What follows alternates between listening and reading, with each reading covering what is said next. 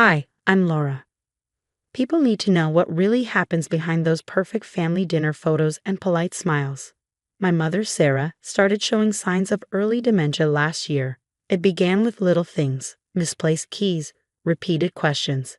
But she's still my mom, the woman who raised me single-handedly after Dad passed. She's still the strongest person I know. When I married James 3 years ago, she was overjoyed. She called him the son she never had, bragging to anyone who'd listen. Back then, our monthly dinners at my in-laws' house were bearable. Barbara, my mother-in-law, took pride in hosting them in her immaculate dining room, where everything matched, right down to the napkin rings. She'd serve her famous pot roast while boasting about Robert's position on the hospital board. Across the table, my sister-in-law Madison and I would exchange subtle eye rolls at her relentless social climbing. But last month, things took a darker turn. "Your mother seems different lately," Barbara said, arranging flowers in a crystal vase without so much as a glance in my direction. I stiffened. "She's been having some memory issues. We're working with her doctors." "Well, I certainly hope it's not hereditary," Barbara replied, her voice dripping with mock concern. "It would be such a shame for any future grandchildren." James squeezed my hand under the table, a silent plea for me to let it go. That's James for you, always trying to keep the peace, even when his silence cuts deeper than Barbara's words. Later that night, Madison pulled me aside. "I heard what Mom said. She's being awful, Laura, and I've noticed how she treats Sarah, those little digs." "Thanks," I murmured, grateful but weary. Sometimes I wonder if I'm imagining it. "You're not, and Robert's no better. Yesterday, he actually joked about getting Sarah a GPS tracker, like she's a lost pet." Mom had been joining us for these dinners since her diagnosis. I didn't want her sitting at home alone, and I thought being around family might help. But instead, Barbara's comments grew crueler, her tongue sharper. She'd ask Mom complicated questions, then share a knowing look with Robert when Mom hesitated. Last week, Mom forgot Barbara's name. Instead of showing understanding, Barbara spent the entire evening sharing stories about other people with mental issues she'd known. Robert chuckled along, and James just stared at his plate. Later, Madison texted me, "They're getting worse. Something needs to be done." She was right. I just didn't realize how bad things would get until tonight's dinner. Looking back, the signs were all there, the snide remarks, the cruel setups, their growing boldness. But I never imagined they'd go as far as they did. Mom was having a good day when we arrived. She greeted James by name and even complimented Barbara's haircut. That should have been a warning. "Oh, Sarah," Barbara said with a laugh sharp enough to cut glass. "I've had this style since James and Laura's wedding. Don't you remember? You were there, I think." I felt Mom stiffen beside me. "I'm sorry," I thought. "Dinner smells great," Madison interrupted, flashing me an apologetic look. "Is this your special pot roast?" But Barbara wasn't done. Over the next 20 minutes, she peppered Mom with pointed, detailed questions each time Mom hesitated or mixed up a detail about my wedding. Barbara would pounce. Her corrections grew louder and more condescending with every slip. "Sarah, dear, you were wearing blue, not purple. And you gave that lovely speech. Oh wait, you didn't, did you? You weren't feeling well that day. Something about forgetting what you wanted to say." Robert chuckled from behind his wine glass. "Better to forget a speech than make a fool of yourself, right?" My voice shook. "Stop it. Both of you, just stop." "Laura," James began, reaching for my arm. "No, James, I'm done watching them torture her." Mom glanced around the table, her eyes clouded with confusion. "Did I say something wrong?" "Everything you say is wrong lately," Barbara snapped. "You can't remember anything. You're making everyone uncomfortable with your condition." "Barbara." Madison gasped. "Well, someone had to say it. She's crazy, and Laura's just enabling her by bringing her to these dinners. She belongs in a home where they can handle people like her." The room fell silent. Mom's hands trembled as she folded her napkin. I think I'd like to go home now." "See," Barbara sneered. "She can't even handle a simple dinner conversation." I stood so quickly my chair clattered to the floor. "The only crazy person here is you, Barbara.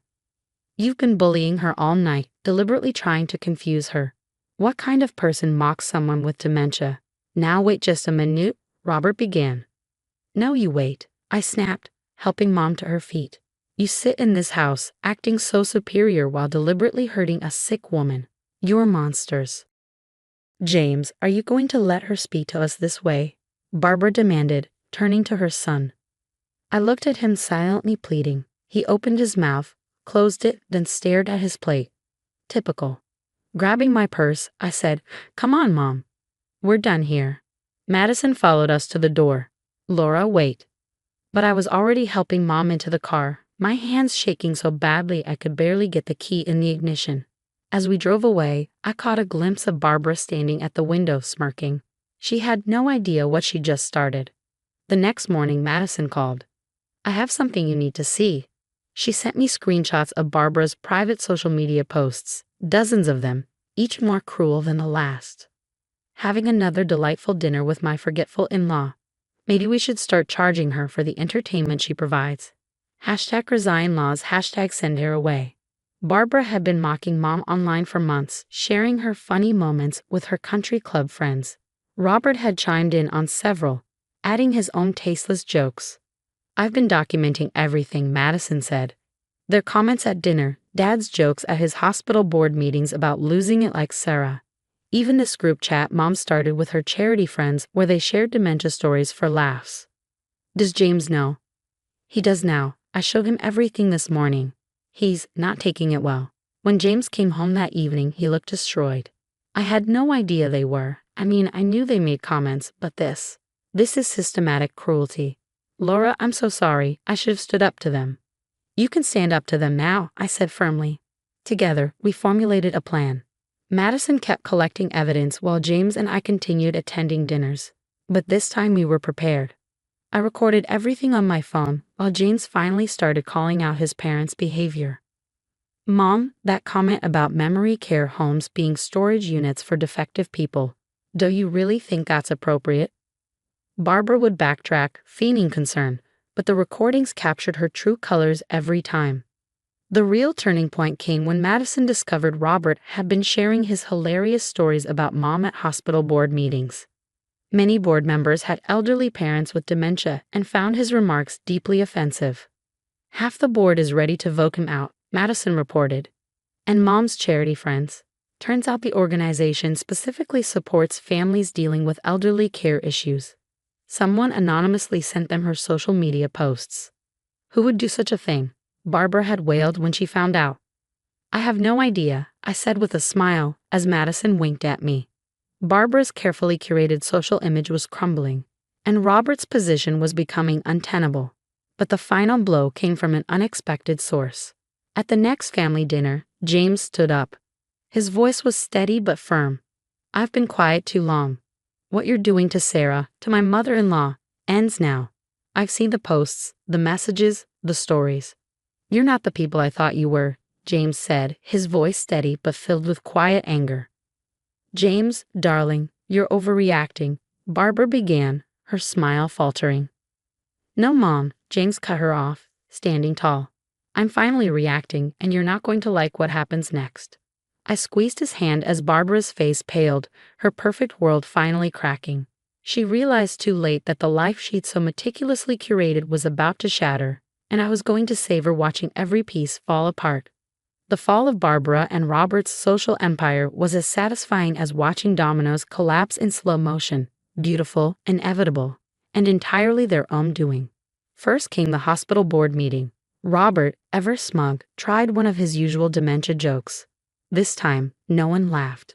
Dr. Phillips, whose father had recently been diagnosed with Alzheimer's, stood and called for an immediate vote of confidence. It wasn't even close.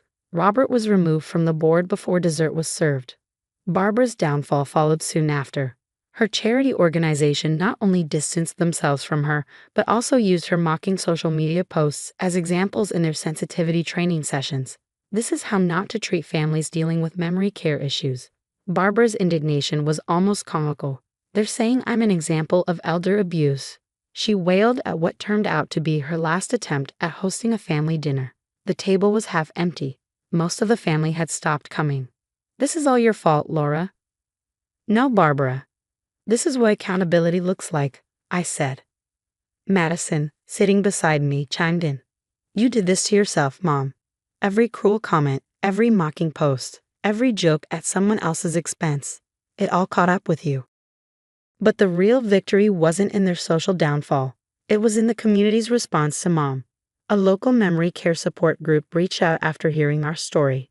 Now Mom has a network of friends and families who truly understand what she's going through.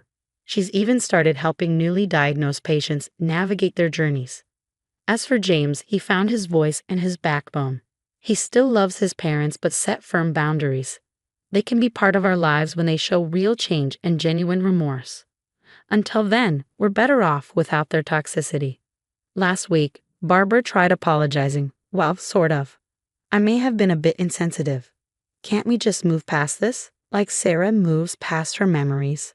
Barbara, no, some things don't deserve forgiveness, I said firmly. I ran into Robert at the grocery store the other day. He looked smaller somehow, less imposing without his hospital board position and diminished social standing. He started to approach us, but Mom, clear as day, looked him in the eye and said, "I remember you. You're the man who laughed at me." We left him standing there, frozen in the frozen food aisle. Madison comes over regularly now. She and Mom have developed a special bond, working on puzzles together. Madison patiently helps when Mom gets stuck, treating her with the kindness she deserves. "This is what family really means," Madison said to me one afternoon. "Not those fake dinners and social climbing games." Mom still has good days and bad days. She forgets things sometimes, and she gets confused, but now she's surrounded by people who treat her with dignity and respect. And me, I've learned that the best revenge isn't getting even. It's letting toxic people face the consequences of their actions. As for Barbara and Robert, last I heard, they're thinking of moving to another state for a fresh start. What would you have done in James's position? Would you stay silent to keep the peace or stand up against toxic behavior? Share your thoughts below.